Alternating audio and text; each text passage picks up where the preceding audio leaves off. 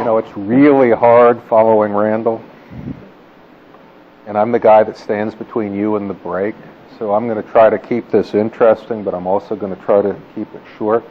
My name is Tim. My friends call me Tim. My background is as a trauma surgeon. I do some critical care now. I've also been a pilot for 46 years and hope to continue flying for a while. I do have a few disclosures relevant to the presentation. I work for Emory University. Emory Healthcare is a subsidiary. We have a lot of software applications. I attend user group meetings representing Emory. I do serve as an advisor to various federal and non-governmental organizations, grant reviews and so forth. They're honoraria for payments that go to Emory. Finally, some of the work that I'm going to discuss today has been supported by federal agencies, including CMS. We happen to be a recipient of the first round innovation awards. Also get support from the Department of Defense. The disclaimers are as follows. What I'm going to tell you today, these are my opinions. They're not the opinion of Emory or any branch of the federal government. The contents are solely my responsibility. I don't necessarily represent any official views.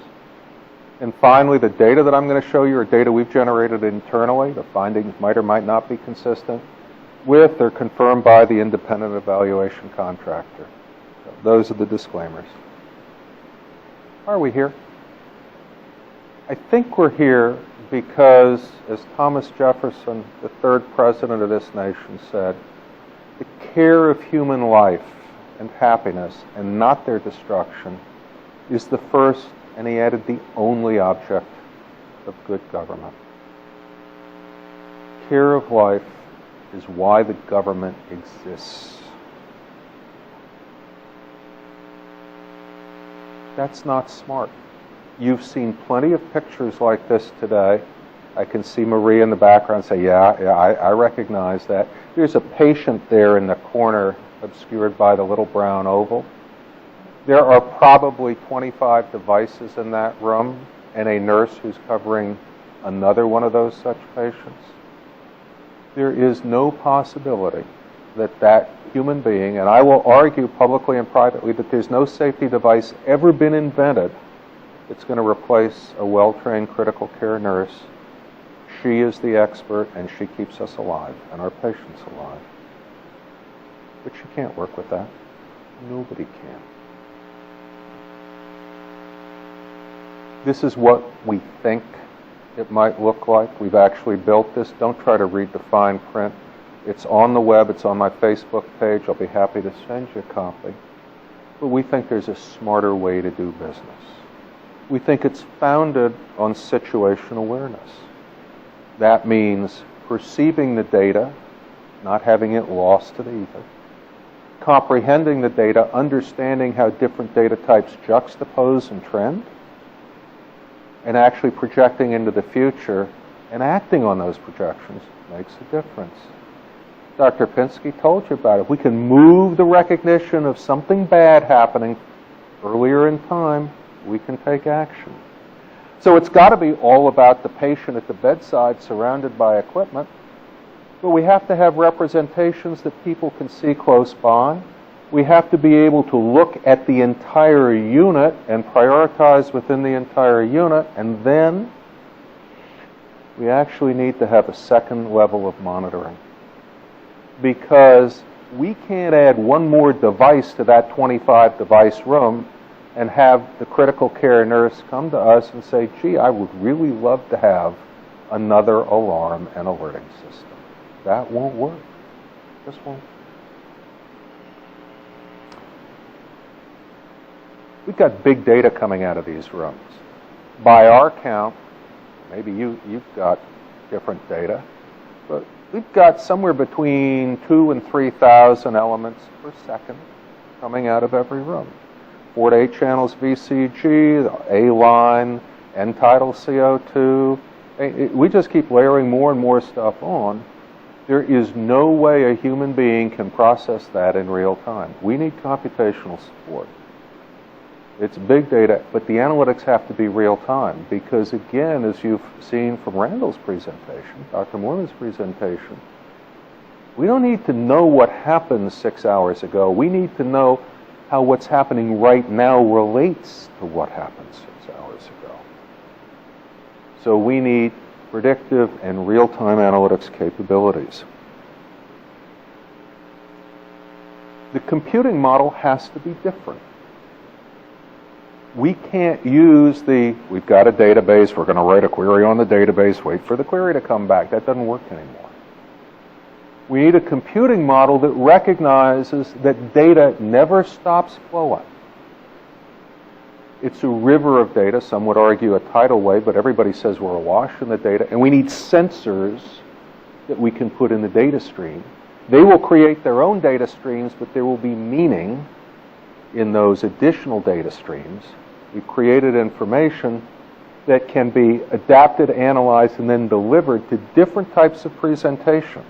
It might be focused at the patient level, but it might also be focused at the population level. This is an example of one such data type.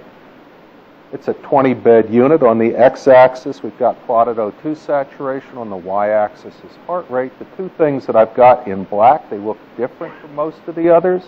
Those are patients who've desaturated. The red is the most current data. The green is the intermediate. The blue is the oldest. It's updated every 2 seconds, but those comma tails out to the left, that's the patient who's desaturated, and if you're looking across all the data, you'll realize there's another one trying to do the same thing down in the corner. Those are the bedsides that I actually want people to focus on right now. The rest of them, I'm not quite so worried. If we do this right, and this is a project that's coming out of another federally funded research and development corporation. This is coming out of Lawrence Livermore Laboratories in Livermore, California. If we get the data right and we get the models right and we get the high-performance computing right, we'll actually be able to do predictions. You know, that's how we look at weather today versus weather 50 years ago. Weather prediction 50 years ago was no better than climatology. Today, you know, we all looked at weather.com a few days ago before we came up here and said, what do we need to pack? Do I need the raincoat or not? We all did it, and we use that data. Why? Because there's high data density, there's high performance computing, and there are some models that actually work.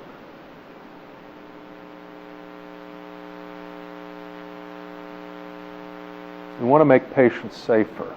And we are not going to make patients safer with an algorithm alone. A couple of speakers back quoted you, Michael, saying, no machine has ever made patients safer. People make patients safer.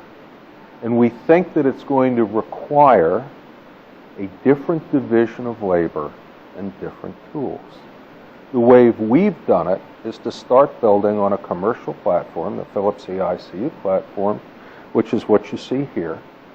We have some very experienced, talented nurses, and then there's a guy in the back who's also an eICU physician. It's not me, but he has my hairstyle. Continuously monitoring the data flows, watching the trends, looking at the alerts, then looking at the patients, and then deciding if we want to tell somebody at the bedside what's going on. It's an open loop, not a closed loop system, because we thought the last thing somebody wanted was another bell ringing. This is what we do in our eICU center. Once again, we have talented people who work both in the eICU center and at the bedside. You don't get to work one place or the other, you have to work both. And our eICU nurses, typically at night, they have 20 years experience on average. When we detect anomalies, we track them, we classify them, and we project, let that go into the future. Is something bad going to happen? We decide that something bad might happen, we assign somebody to a task, they act, and then we evaluate the outcome of their actions. We look at trended data just like everybody else does. Our displays are not the same as what's at the bedside because we are there to detect anomalies, not to provide the direct patient care. We function much like air traffic control does. Air traffic control is not flying the airplane. Air traffic control is there to keep you from running into the ground, a cell tower, another airplane, or a thunderstorm. The reason air traffic control works is because we as pilots sometimes fail to receive the data, we may not understand what's going on, and we may not understand the consequences of flying into that black cloud. So they tell us, you might not want to do that.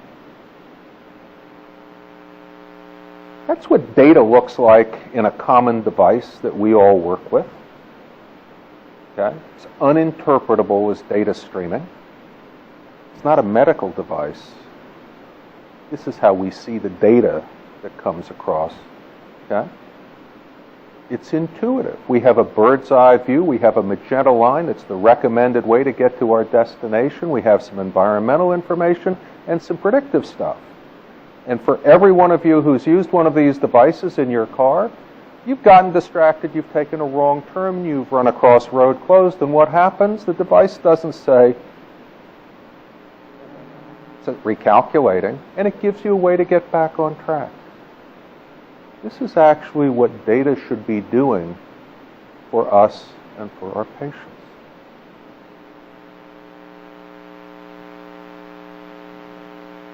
Let's talk a little bit about the triple aim, better outcomes.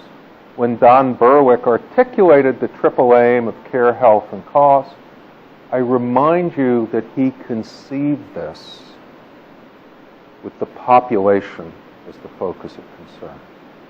And we've heard this throughout the day. Better outcomes, better health, lower cost, greater value.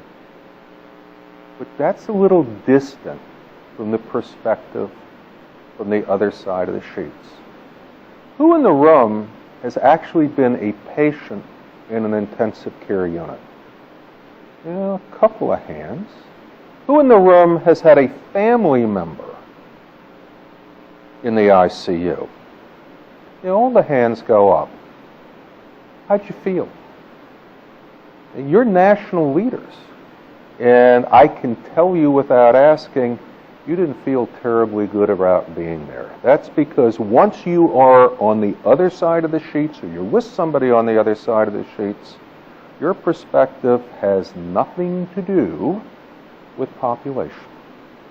So I'm going to give you some population data to tell you we've been successful with our CMMI project. We've done really well with mortality. What I'm showing you here is the inception of our EICU program. The blue arrow is when we started having nurses monitor patients 24 hours a day. The red arrow is when we started bringing physicians in. These are mortality data. The blue line is a observed versus expected. Above the line, really bad. Below the line, really good. We want to be below the line. In this particular community-centered hospital, the mortality ratios were in the 2 range, 2.5 range. We got down below 1, and we've pretty much stayed there. We look at our length of stays. Once we brought the physicians in at night and we got the patients teed up to move out in the morning, guess what? We were able to shorten the ICU lengths of stay. And we were able to do that in a sustained way. That creates resource for the healthcare system.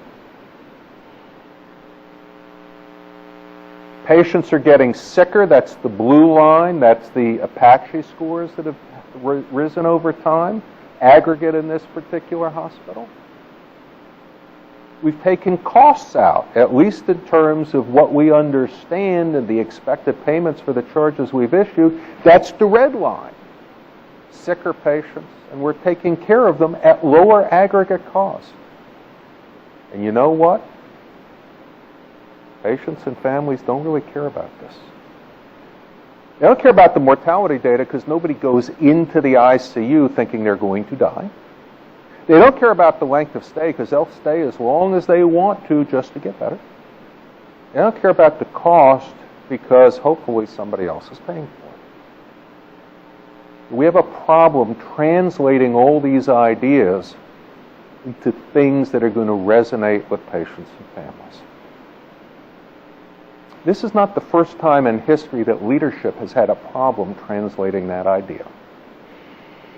One of the signal times that occurred was in January of 1941, when FDR saw what was happening in the world and had to galvanize the American people to get engaged. He knew the war in Germany. He knew there were troubles brewing in Japan. But Americans were really not terribly strongly engaged in this process.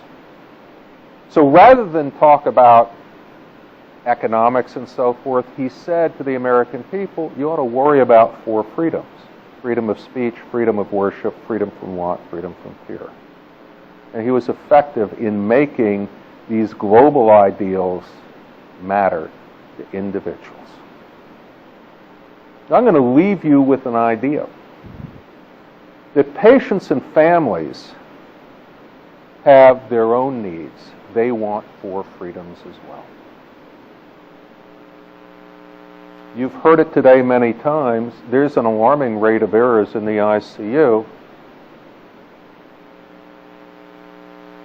They want freedom from preventable harms. No patient or family should fear an error. The error is human. We make errors all the time, but we've got to catch them. They don't want an error that's going to culminate in a preventable harm.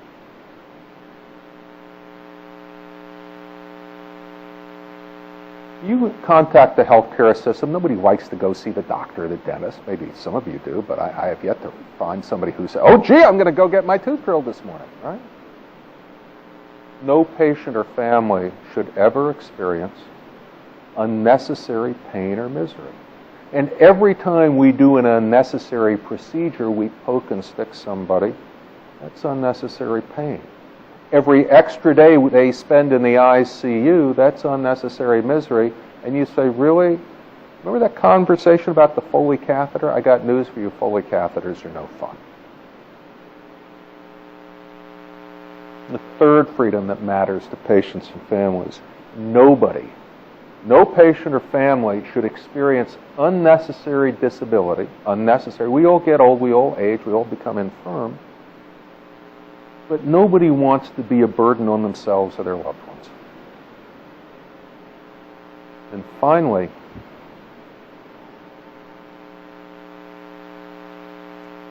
it's got to be affordable.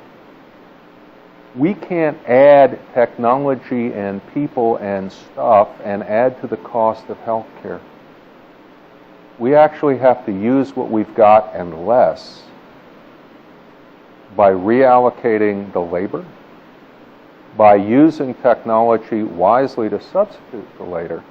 So at the end of the day, no patient, no family, and this nation are fearing impoverishment simply because we're trying to provide care and treatment.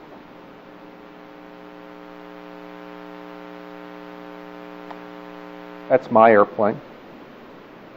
I have a GPS system which gives me situation awareness and allows me to make wise decisions to manage my altitude and my fuel so I get where I'm going safely and efficiently.